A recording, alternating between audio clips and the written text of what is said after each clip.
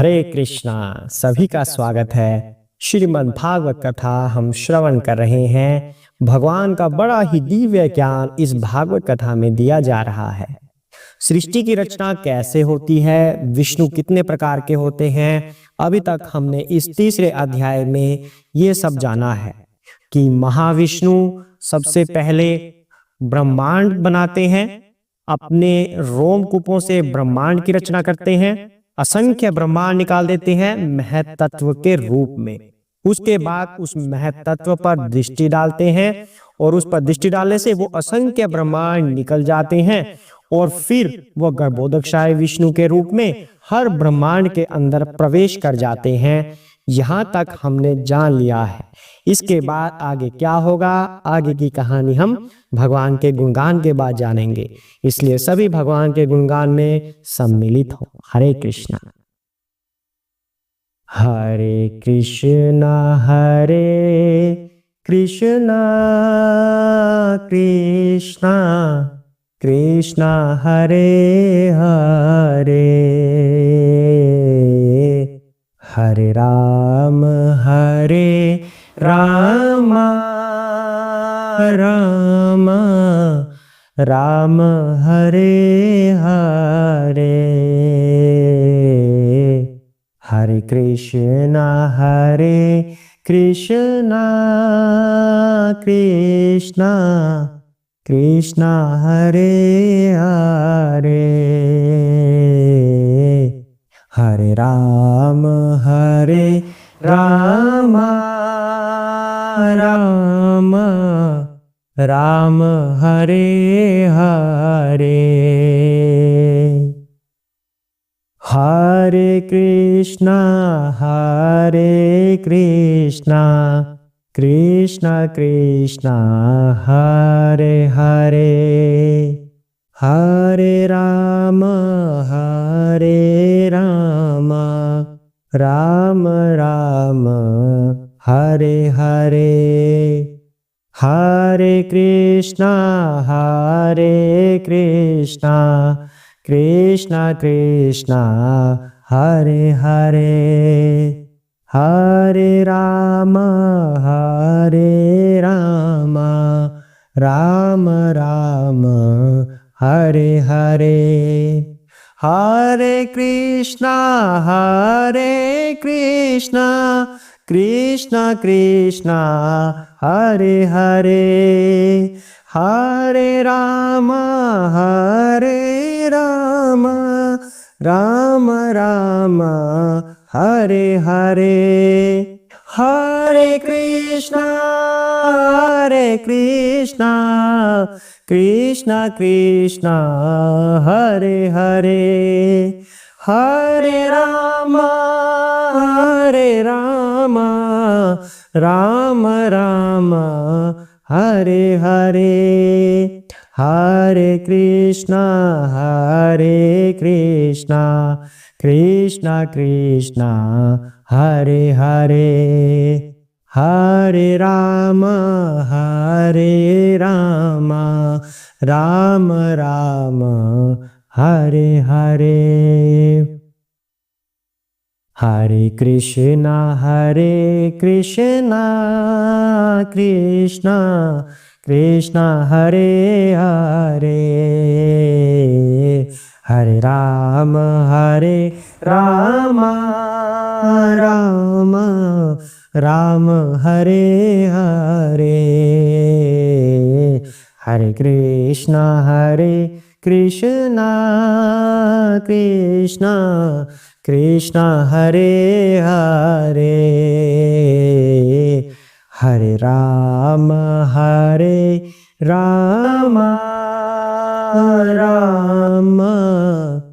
राम हरे हरे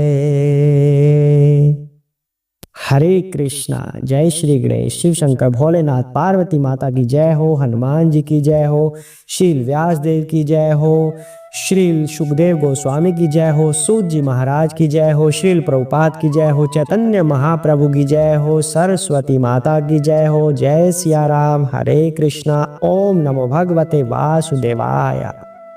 हरे कृष्णा। आइए पाठ को आगे बढ़ाते हैं। सृष्टि का निर्माण हो रहा है, ब्रह्मांड बन गए हैं।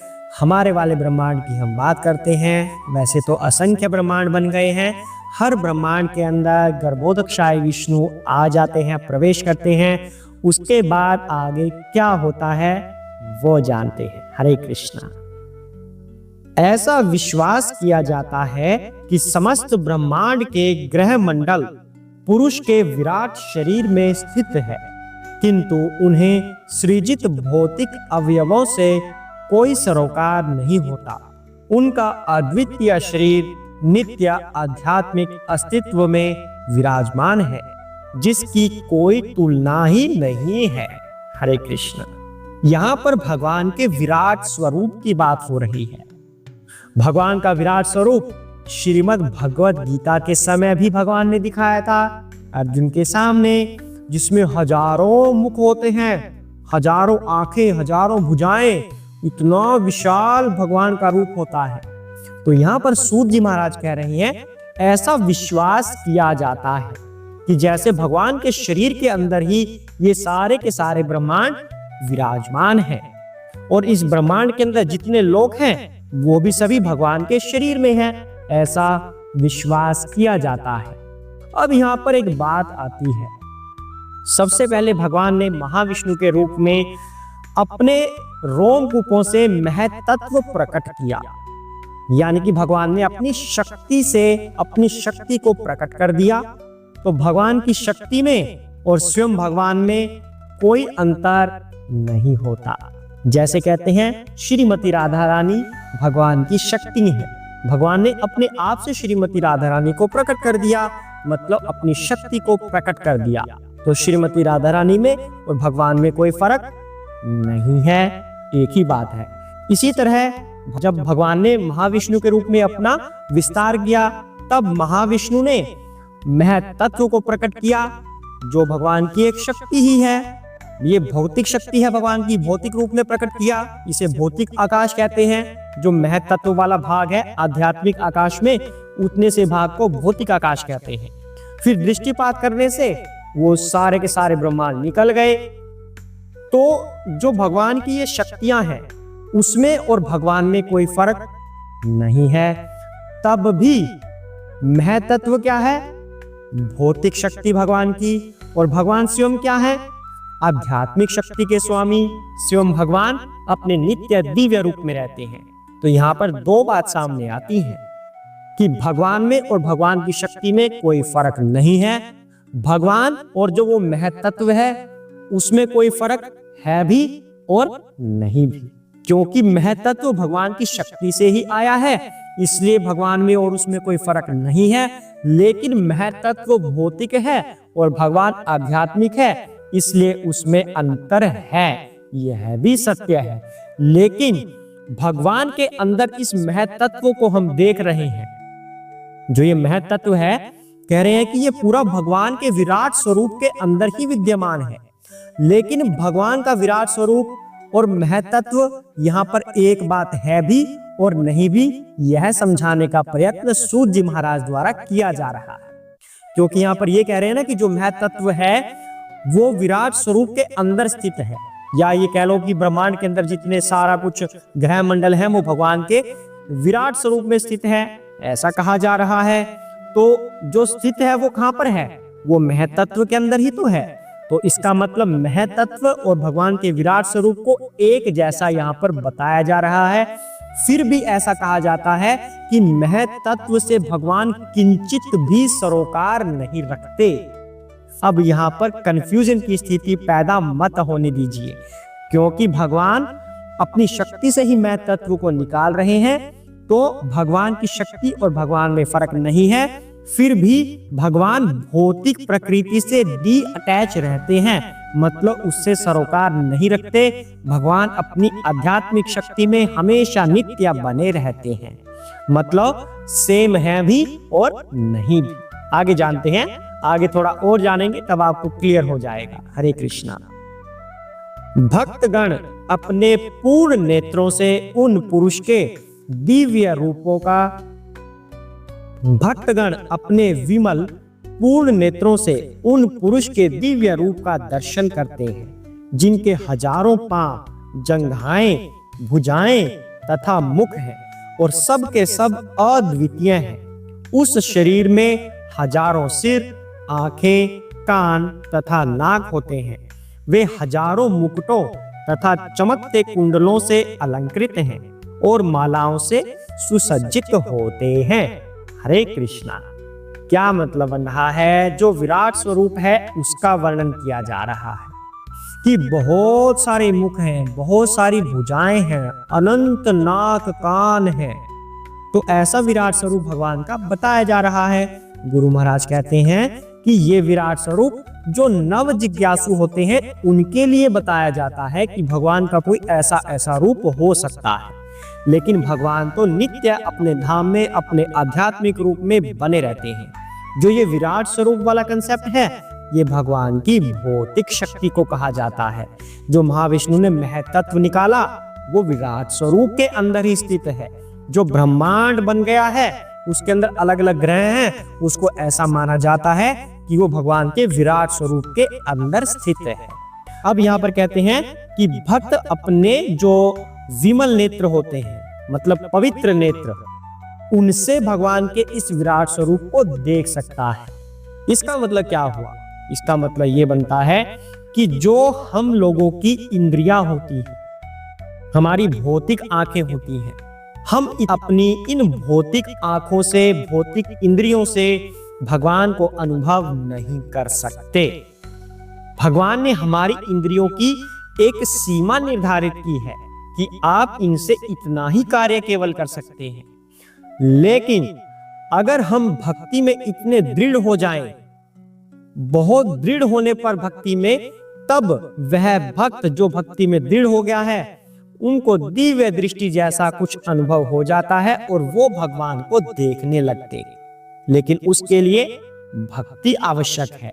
यूं ही कोई भगवान को नहीं देख सकता कि दिखाइए अपना भगवान, कहाँ है तुम्हारे भगवान। भक्ति में दृढ़ होना होगा, तब वो भक्त भगवान का ध्यान कर सकते हैं, भगवान को देख भी सकते हैं। ऐसा इस श्लोक में बताया जा रहा है। आगे क्या कह रहे हैं? एतात नाना अवताराणाम निधानं बीजमव्ययम् यस्यांश अंशेन सृजन्ते देवतिर्यक नर आदयः। हरे कृष्णा। यह रूप अर्थात पुरुष का द्वितीय प्राकट्य ब्रह्मांड के अंदर नाना अवतारों का स्रोत तथा अविनाशी बीज है। इसी रूप के कणों तथा अंशों से देवता, मनुष्य इत्यादि विभिन्न जीव उत्पन्न होते हैं। हरे कृष्णा। अब वो चीज चलने वाली है, वो कहानी आने वाली है जिसकी आप प्रतीक्षा कर रहे थे कि हमने तो जी अपनी भागवत में ऐसा ऐसा सुना है कि ब्रह्मा जी आए, जीव प्रकट हुए। वो कहानी कब आएगी? वो कहानी धीरे धीरे आ गई। इसमें, इस भागवत में भगवान के बारे में पूर्ण ज्ञान दिया गया है, सृष्टि के बारे में पूरा ज्ञान दिया गया है। वो हमारी बुद्धि पे और भगवान की कृपा पे निर्भर है कि हम कितना ज्ञान प्राप्त कर सकते हैं। इस भागवत में आपको पूरा ज्ञान दिया जाएगा सृष्टि का। तो यहाँ पर कह रहे हैं कि भगवान का यह रूप, यानी कि जो द्वितीय प्राकट्य है पुरुष रूप का, वो पुरुष का द्वितीय प्राकट्य कौन सा है बताइए? महाविष्णु के रूप में भगवान का प्रथम पुरुष अवतार हुआ है। महाविष्णु से जो गर्भोदकशाही विष्णु जो हर ब्रह्मांड में प्रवेश कर जाते हैं, वह भगवान का द्वितीय स्वरूप है, द्वितीय पुरुष अवतार है। कह रहे हैं ब्रह्मांड के अंदर नाना अवतारों का स्रोत है जो यही विष्णु है। अब ये कैसे? ये जानते हैं। गर्भोदकशाही विष्णु जब ब्रह्मांड के अंदर प्रवेश करते हैं, ऊपर महाविष्णु बैठे हैं, उन्होंने अपने शरीर से रोमकूपों से असंख्य ब्रह्मांड निकाल दिए महतत्व के रूप में, उस पर दृष्टिपात की तो असंख्य ब्रह्मांड अलग अलग हो गए। फिर हर ब्रह्मांड के अंदर महाविष्णु अपना विस्तार करके गर्भोदकशाही विष्णु के रूप में हर ब्रह्मांड के अंदर चले गए उसके बाद की कहानी अब इसमें बता रहे हैं। उसके बाद गर्भोदकशाही विष्णु ने देखा कि ये पूरा का पूरा ब्रह्मांड तो खाली है, अंधकारमय है, इसमें तो कुछ भी नहीं है, तो मैं आराम कहां पर करूं, शयन कैसे करूं। तो गर्भोदकशाही विष्णु ने क्या किया, अपने पसीने के जल से इस ब्रह्मांड को आधा भर दिया। यानी कि इस ब्रह्मांड के आधे भाग में जल ही जल है और वह जल गर्भोदकशाही विष्णु के शरीर के पसीने से आया है और उसमें वो स्वयं लेटकर शयन कर रहे हैं। गर्भोदकशाही विष्णु, उस जल को क्या कहते हैं, गर्भोदक, इसीलिए इनका नाम गर्भोदकशाही विष्णु है कि गर्भोदक के ऊपर जो शयन कर रहे हैं वो वाले विष्णु गर्भोदकशाही विष्णु। तो भगवान उस पर लेट गए। उसके बाद क्या हुआ, अपनी नाभि कमल से भगवान एक नाल निकालते हैं, कमल नाल।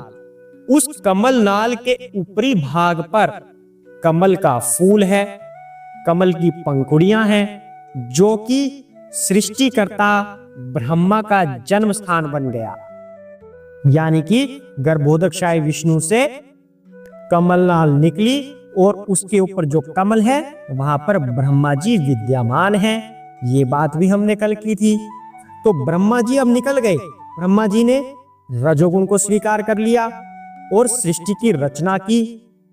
तब ब्रह्मा जी से शिव जी प्रकट हो गए, वो तमोगुण के स्वामी बन गए। फिर गर्भोदकशाही विष्णु ने अपना विस्तार करके क्षीरोदकशाही विष्णु बना दिए। उन क्षीरोदकशाही विष्णु को हम श्री विष्णु या श्री हरि बोलते हैं। यही वो विष्णु है जो इस सृष्टि का पालन करते हैं, जो इस ब्रह्मांड के कण कण में विद्यमान है। यही सब कुछ करने के लिए उत्तरदायी होते हैं। यही विष्णु हैं जिन्हें हम श्री विष्णु या श्री हरि कह रहे हैं। तो इन विष्णु ने सृष्टि का पालन करने का बीड़ा अपने हाथों में ले लिया। तो यहां पर ब्रह्मा जी क्या हुए, रजोगुण के स्वामी हुए, इन्होंने जीव उत्पन्न किए। शिव जी क्या हुए, ब्रह्मा जी से निकले, तमोगुण के स्वामी हुए। सृष्टि का संहार करना शिव जी के हाथ में आ गया। और क्षीरोदकशाही विष्णु जो गर्भोदकशाही विष्णु के ही पूर्ण अंश हैं, श्री भगवान हैं, उन्होंने सृष्टि का पालन करने का बीड़ा अपने हाथ में लिया और वो सतोगुण के स्वामी हैं। हालांकि विष्णु जी हर गुण से परे हैं पर स्वामी है सतोगुण के। शिव जी तमोगुण के स्वामी हैं, लेकिन सभी को वो भक्ति प्रदान कर सकते हैं, सभी के वो गुरु हो सकते हैं। अब बात यहां पर ये आती है, तीनों ही ब्रह्मा, शिव और श्री विष्णु ये गर्भोदकशाही विष्णु के ही अंश हैं, पूर्ण अंश हैं, उन्हीं के ये अवतार हैं। तो इसलिए हम किसी की भी आराधना करें तो गर्भोदकशाही विष्णु की आराधना हो रही है। जो ब्रह्मा जी है वो सृष्टि के प्रथम जीव हुए, आदि ब्रह्मा सृष्टि के प्रथम जीव हुए। शिव जी ना जीव हुए ना स्वयं भगवान हुए, इन दोनों के बीच की स्थिति है शिव शंकर भोलेनाथ की। और जो श्री विष्णु हैं वो स्वयं भगवान हैं। तो इस तरह से ब्रह्मा, विष्णु और शिव इनके अलग अलग कार्य हुए, लेकिन हम भगवान के रूप में अगर पूछते हैं तो हम श्री विष्णु को पूछते हैं। अब शिव शंकर भी भगवान के ही पूर्ण अंश हैं, लेकिन जैसे दूध और दही में फर्क होता है, दूध से ही दही बनती है, लेकिन दही का प्रयोग हम वहां नहीं कर सकते जहां पर दूध का करना है। केवल इतना ही फर्क शिव जी और श्री विष्णु में रहता है, वरना शिव जी भी पूर्ण अंश हैं भगवान के, केवल इतना सा फर्क रहता है। तो ये स्थिति है ब्रह्मा, विष्णु और महेश की, जिन्हें आप जानते हैं। कौन से वाले विष्णु को हम जानते हैं? क्षीरोदकशाही विष्णु को। और ये आगे विभिन्न अवतारों के स्रोत माने जाते हैं। अब भगवान के तीन तो पुरुष अवतार हो गए, महाविष्णु, गर्भोदकशाही विष्णु, क्षीरोदकशाही विष्णु, ये तीन पुरुष अवतार हैं। और भगवान के लीला अवतार भी होते हैं। लीला अवतार कौन कौन से होते हैं? असंख्य युग अवतार हैं भगवान के, उनमें से प्रमुख लीला अवतार हैं जो कि जैसे कूर्म अवतार हो गया, मत्स्य अवतार हो गया, वराह अवतार हो गया, श्री राम का अवतार हो गया, नरसिंह अवतार हो गया। इस तरह से भगवान के कुछ विशेष लीला अवतार हैं। और भगवान के 3 गुण अवतार हो गए, ब्रह्मा, विष्णु और महेश। ये भगवान के गुण अवतार हो गए। तो ब्रह्मा जी क्या करते हैं आगे? ब्रह्मा जी मनु को उत्पन्न करते हैं, दक्ष को उत्पन्न करते हैं। इस तरह से ब्रह्मा जीव को उत्पन्न करने लगते हैं जो आगे जाकर फिर नए जीवों का सृजन करते हैं। शिव जी संहार करने के लिए हैं, विष्णु जी पालन करने के लिए हैं। तो आज हम इस कथा को यहीं तक विराम देते हैं, क्योंकि आपको ये समझना बहुत आवश्यक है। इसको बार बार वीडियो को आप रिपीट कर सकते हैं, बार बार बड़े ध्यान से श्रवण करना। आगे की कहानी तब हम करेंगे जब आप आज वाला पार्ट समझ जाएं, क्योंकि ज्यादा करने से फिर कॉम्प्लिकेटेड हो जाएगा, फिर समझ आना मुश्किल हो जाएगा। यहीं तक आज हम करेंगे। ध्यान पूर्वक श्रवण कीजिए और श्री कृष्ण का गुणगान करते जाइए। हरे कृष्ण कृष्ण कृष्ण हरे हरे, हरे राम राम राम हरे हरे। हरे कृष्ण। ओम नमो भगवते वासुदेवाय।